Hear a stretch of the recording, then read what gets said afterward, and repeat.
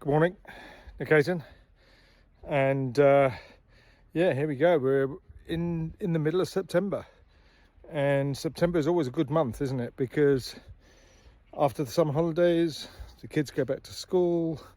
You may have had a bit of a rest, bit of downtime, and now it gets serious, doesn't it? Because we need a strong fourth quarter, and September is a trigger month really to get things going.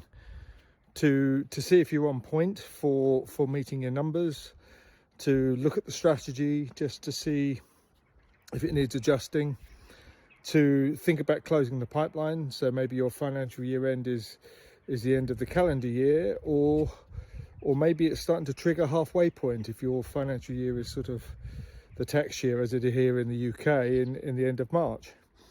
So September's a key month, and you've got to get momentum back into the year, which is often lost with the summer, isn't it? And one of the other things that's quite important is to think about the capital requirements.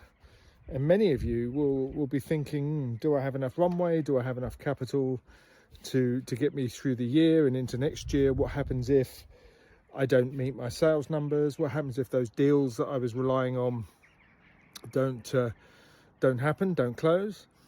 So it's always good to have a bit of a buffer, isn't it? And if you're a founder, you're a startup, new business, you need buffers. And when you're a small growing business, closing deals is inherently difficult sometimes and is unreliable.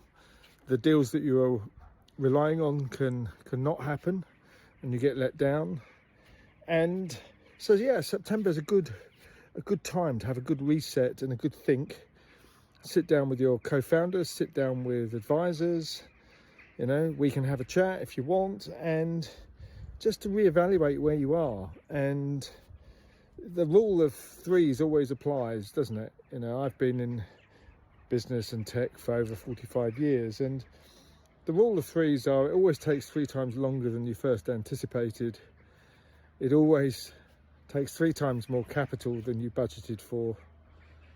And the third one, I'll leave that one to you. I bet you can guess what it is. Talk soon.